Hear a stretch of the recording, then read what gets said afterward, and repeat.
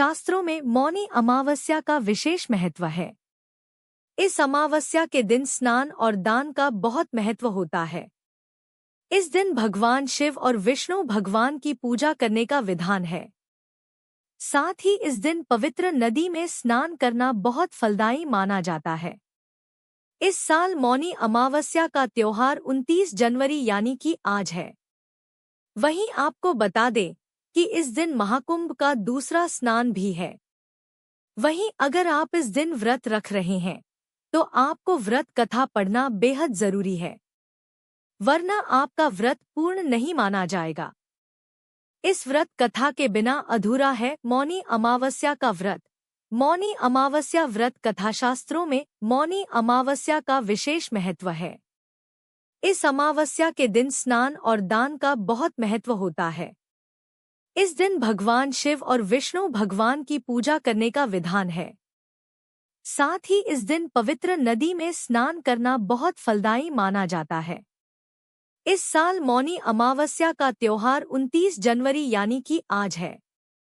वहीं आपको बता दें कि इस दिन महाकुंभ का दूसरा स्नान भी है। वहीं अगर आप इस दिन व्रत रख रहे हैं तो आपको व्रत कथा पढ़ना बेहद जरूरी है, वरना आपका व्रत पूर्ण नहीं माना जाएगा।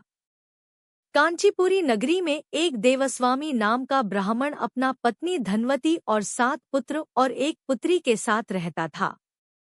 उनकी पुत्री का नाम गुणवती था। ब्राह्मण में अपने 7 बेटों की शादी कर अपनी पुत्री के लिए सबसे बड़े बेटे को वर तलाशने के लिए भेजा। इसी दौरान किसी पंडित में उनके पुत्री की जन्म कुंडली देखी और उसकी बारे में ऐसी बात बताई जिसे सुनकर सब चौंक गए। पंडित ने बताया कि देवस्वामी की कुंडली में एक दोष है, जिसके कारण पुत्री विधवा हो जाएगी। इसके बाद देवस्वामी ने इसके उपाय के बारे में पूछा। पंडित ने बताया कि सोमा का पूजन करने से यह दोष दूर हो सकता है।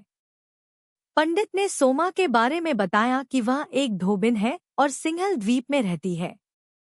उसे जैसे तैसे प्रसन्न करके यहाँ लेकर आओ।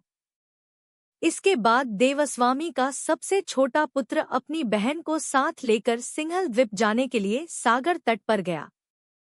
दोनों सागर पार करने की चिंता कर एक पेड़ के नीचे बैठ गए। जिस पेड़ के नीचे वह बैठे थे उस पेड़ पर एक गिद्ध का घोंसला था और उसमें गिद्ध का परिवार रहता था। गिद्ध के बच्चे दोनों की बातें ध्यान से सुन रहे थे। जब शाम को घोंसले में उन बच्चों की मां पहुंची तो उन्होंने भोजन नहीं किया। बच्चों ने मां से कहा कि पहले नीचे बैठे उन 2 प्राणी को भोजन कराओ और उनकी समस्या का निवारण करो।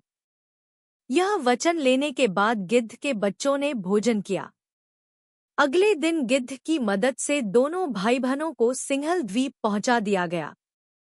वहां उन्हें सोमा का घर भी मिल गया। दोनों भाई बहनों ने सोना को प्रसन्न करने के लिए एक योजना बनाई। वे दोनों नित्य प्रातः उठकर सोमा का घर झाड़कर लीप देते थे।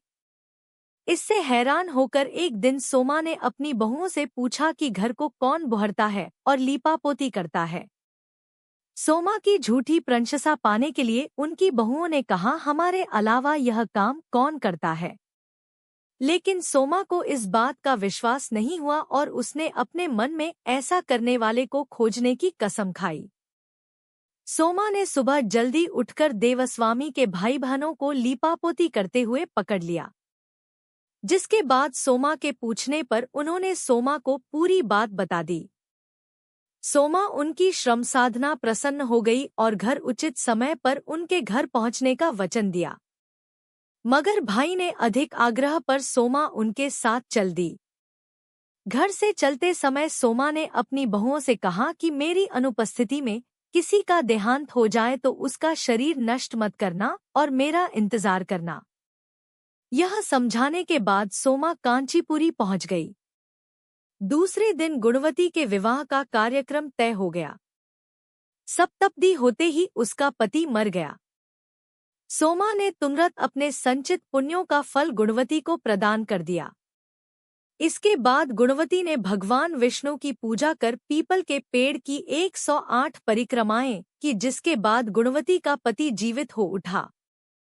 सोमा उन्हें सौभाग्यवती का आशीर्वाद देकर अपने घर लौट गई। उधर गुणवती को पुण्यफल देने के बाद सोमा के पुत्र जामाता तथा पति की मृत्यु हो गई। सोमा ने पुण्यफल संचित करने के लिए मार्ग में अश्वत्थ, पीपल वृक्ष की छाया में विष्णुजी का पूजन करके 108 परिक्रमाएं की। इसके बाद परिवार के मृतक जन जीवित हो गए।